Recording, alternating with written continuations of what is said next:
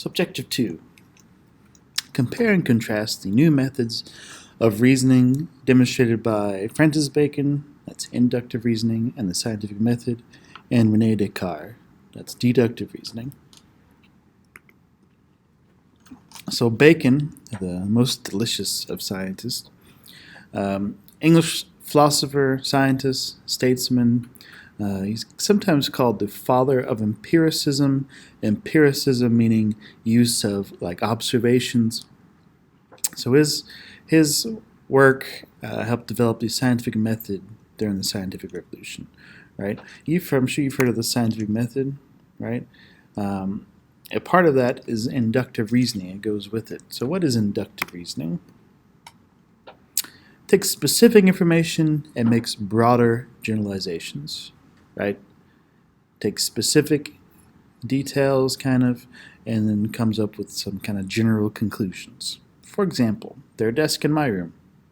There are desks across the hall in Coach Robinson's room and across the hall in Coach Terry's room. Therefore, I can make the conclusion that all rooms in each building contain desks. That is a very probable conclusion. It's not 100% accurate, right? There probably is at least one room, but it's almost always true. Here's another example. My dog barks. Every dog I've ever seen barks. Therefore, all dogs bark. That's generally true, right? You take some specific information, my dog barks, some more specific information, every dog I've ever seen barks, and then you make the generalization, all dogs bark. Again, almost always accurate. Not always, but typically. And that's used in the scientific method, right? You gather data, you gather information, and draw conclusions, right? You make observations, you have questions, you make a hypothesis, you do an experiment. With more observations, more data collected, you make an analysis of all that data, you draw conclusions. But you notice that it's in a circle, right? It never really ends. There's always going to be new observations, new questions to ask, and it's always going to be changing, right? Like Newton, we mentioned in the last video, right?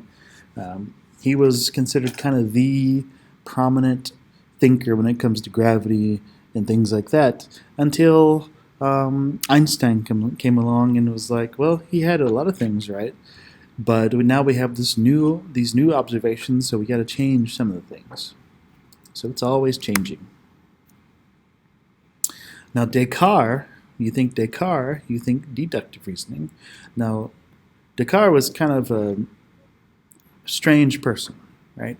He was really a big proponent of rationalism and empiricism, using logic and reason and observations. So he did this kind of thought experiment where he's like, I am going to not believe anything at all exists until I can observe it, right? So his first thing, he's like, I'm going to clear everything out of my head. Nothing exists until I can observe it and know for sure it's true. It's real. It's objective. So at first, he's like, how do I know I exist? Right? What if I'm just a figment of someone's imagination? What if we're all just living in the Matrix? He didn't think of that, but he kind of had that similar kind of idea, right? How do I know I'm real? An existential crisis is what you call that. So he writes, cogito ergo sum. I think, therefore I am. He's like, I am currently having thoughts, therefore I must be real. Or who else would be having these thoughts, right? I must be real. I can see this table, I can touch it, must be real. So everything, it's only real if you can observe it.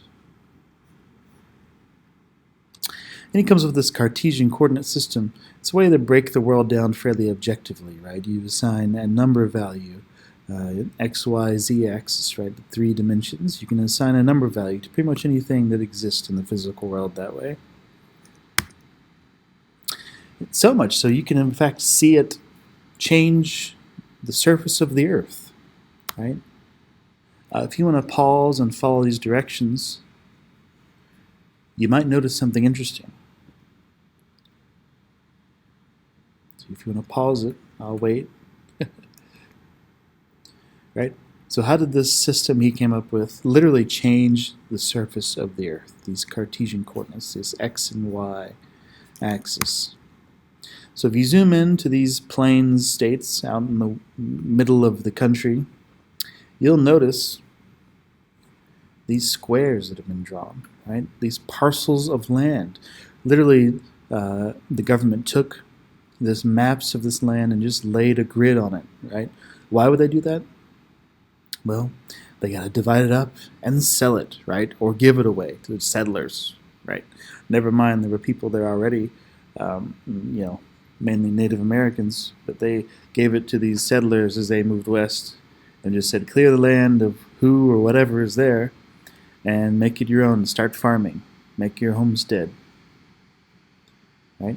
And you can see we've literally changed the environment, right? Trees grow in squares. Crops grow in these squares, right? Animals, I imagine there's some animals that live their entire lives within that square, right? Because it's dangerous to cross the roads. Right? We've changed the shape of the Earth because of that grid that we've tried to rationalize the world with. So deductive reasoning, kind of the opposite of inductive, right? Start with a general statement, and you try to draw kind of more specific conclusions, right? You get the transitive property, A equals B, B equals C, then A equals C, right? Here's a more real-life example. So all cats are mammals. All mammals have hair. Therefore, all cats have hair, right? You got two general statements. Cats are mammals. Mammals have hair. You need a little more specific. So cats must have hair. It's almost always true. Usually students mention, I've seen a hairless cat. I bet that even those hairless cats have whiskers. It's kind of hard for a cat to survive without whiskers. I could be wrong, but I bet they do. So in summary, inductive. You get the general from the specific, you think Francis Bacon. Deductive.